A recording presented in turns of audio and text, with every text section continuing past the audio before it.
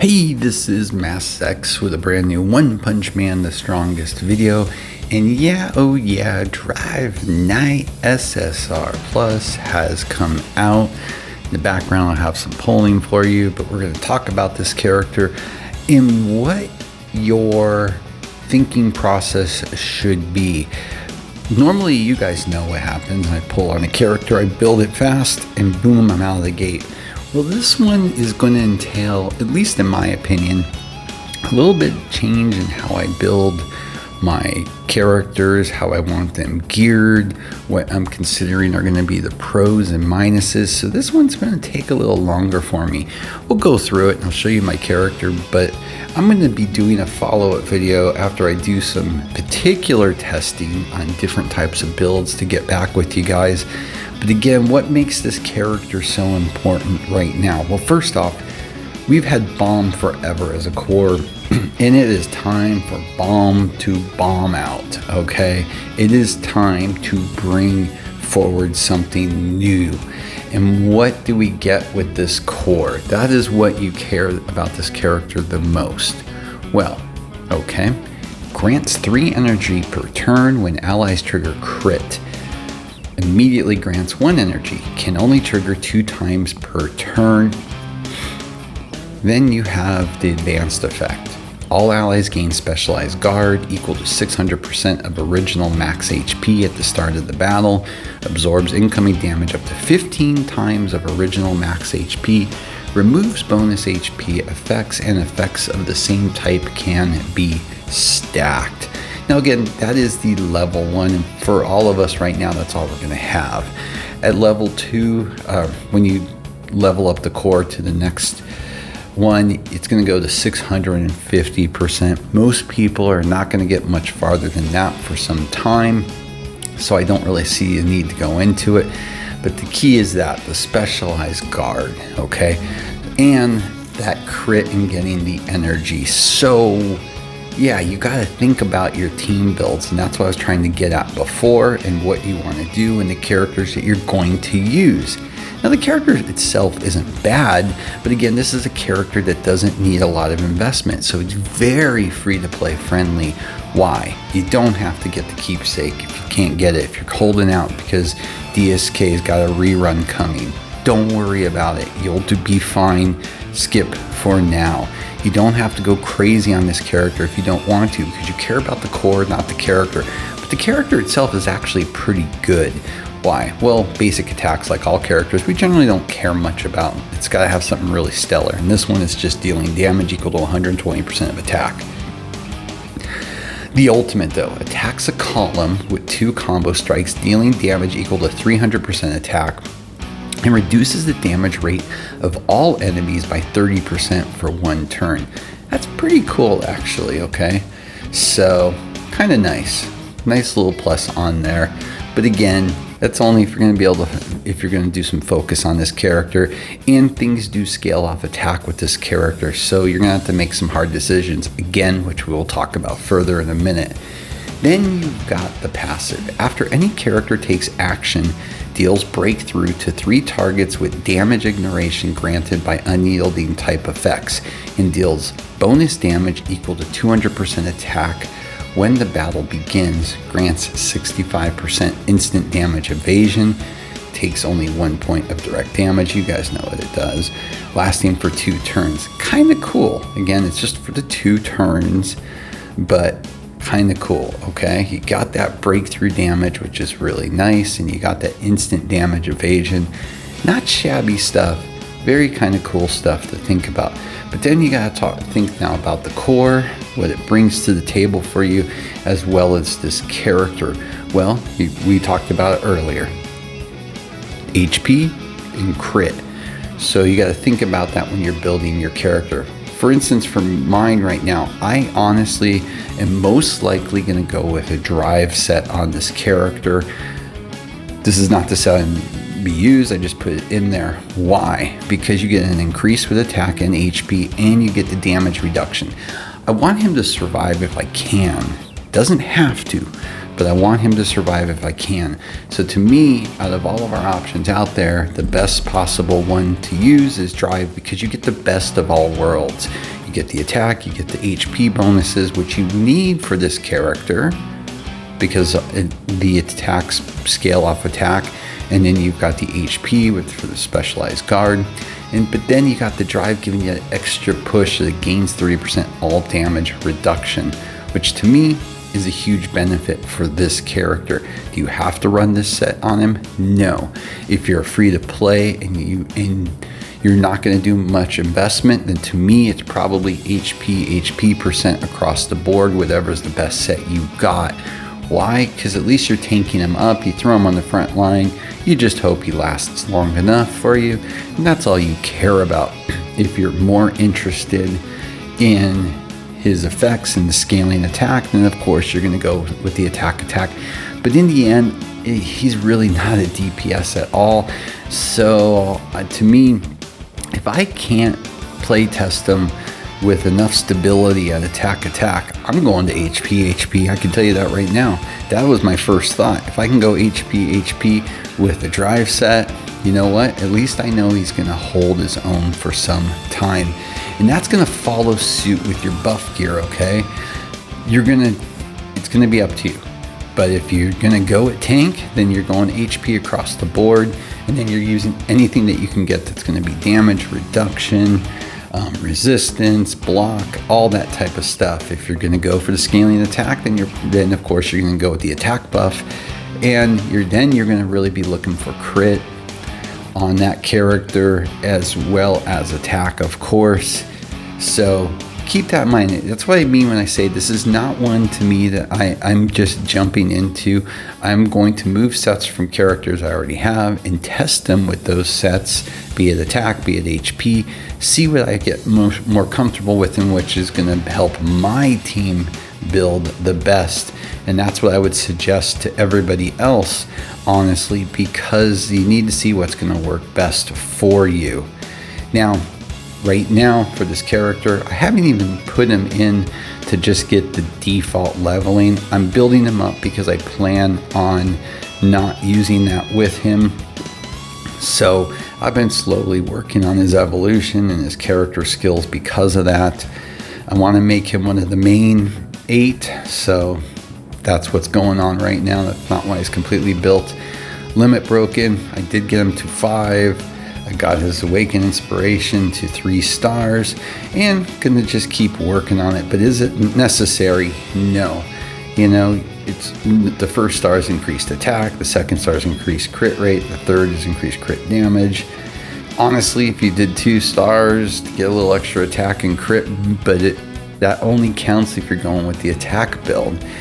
And talking about that, you don't have to necessarily 5 PM because you really just care about the core passive, and at 5 says it all right there. Basically, it's the breakthrough the 3 targets. Still, it goes to 300% attack. So if you're pinking him out, when the battle begins, you get the 70% instant damage evasion. You know, all nice, but it's not make or break. So, and it's not going to make or break your team. So keep that in mind when you're building it. I'm working on the talents. If you want to skimp by on them, again, it's going to be based on what your focus is. If you're going to focus on tanking him out, then of course your HP and anything that's going to help him survive is the best way to go. If you are going with attack, then of course you're looking for anything that's going to consistently help with the damage. So keep that in mind when you're building them. That's why I said this is a character you have to think about and consider beforehand, because you need to make those choices before you start building and investing in the character. Again, for character mastery for this character, I would not be recommending it at all. It's not what his focus should be. Unless you want to, go for it. But honestly, like I said, you can go as minimum as you want and focus on your other characters. You just care about that core. Now, in an all-hero lineup, okay, you're going to have to really decide with what you want to go with. One of the big characters that you can build and you probably have enough of him. Is Tank Top vegan? I brought it up more than once. And why is this character good with this core? Well, his passive increases 60% shield rate of all allies. When battle begins, it lasts 2 turns. It's automatic, so he dies. But again, I hear a lot of people talk about it. Well, but I don't want him dying and using up my Phoenix Man revives. Well, yeah, you're going to have to build him up so he lives. You can always put him on the back line, but he is an option to think about, because even with his ultimate, it's a single target, but you get that tenacity to the whole column. It's an option. Keep him in mind. I'm not saying he's perfect, but he is an option, especially if you're a free-to-play player. Maybe you do have a hole in your team. You're looking to make your characters that you've invested in able to survive longer. It's a good option out there. And I've been slowly building mine. For someone that is not a free-to-play player, I still have been building him up. I've been, getting him to a point, even though I haven't done any of his awakenings yet. As you can see, I've been running and saving those up for that purpose. And if you get them to 5p, then that shield rate goes to 70%, so you get another 10% out of it. Not necessity though, it's only 10%. But again, something to consider if you're having a problem building your team. Now back to the hero team, you're going to have so many options available to you. It's just going to matter where you're going. Of course, you're going to be using Tank Top Master with him. Then the question is, who are going to be your main DPSs? I'm sure a lot of people will be still using Atomic Samurai. A lot of people will not be using King. They'll just be focusing on Flashy if they have him. Then they'll be looking to maybe that other DPS is Metal Bat. For me right now, I'm going to probably be just sticking with Garu. I'm going to try to go with a less of a DPS attack at first, because I really want to test the viability and how long the Drive Knight character can stay on the field.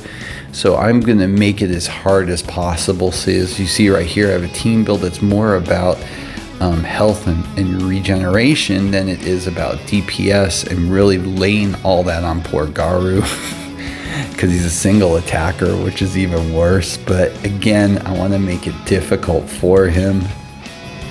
So for just the fun of it, we can go ahead and do a quick match here just so you guys can see the character in action. But again, he's nowhere near built where he should be. And again, I want to be able to test both the attack model and the HP model of that character. They did talk about that you still have to consider your other characters, and you do when you're building your teams with him. Why? Because you got Specialized Guard is the mainstay focus of this team. So what you're going to be thinking about is maybe using some more of your tankier characters, or you're going to maybe do some rebuilds of characters that you don't necessarily want to go, but maybe they'll become a little bit more defensive, tankier than pure DPS. Like my Garu is pure DPS. He has nothing in his kit that is going to scream Specialized Guard, is going to take advantage of it. His HP is quite low compared to a lot of other characters that I play, and it's all focused on his attack. So I have to decide if I'm going to still use this character, and if I am I going to change his build a little bit to make him take advantage of this core and have a bit more survivability. And that's kind of what you have to think about at your characters. Now, I'm not saying you have to do it to all of them, but keep that in mind, especially if you start noticing some of them dying too soon, because that will be key to you to really figuring that out. Because if you don't, you're going to see problems, and you're just going to have to remember that it's not the core's issue, it's your team build's issue. Boy, Drive Knight sure fell fast. Wow, that was super fast, leaving me with 1 DPS against 3 DPSs.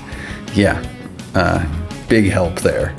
Thankfully, my tank top master is built pretty good. He shouldn't be able to hold that line for a long time, even with an atomic samurai, even with a Garu, even with a metal bat. But my God, talk about Jesus.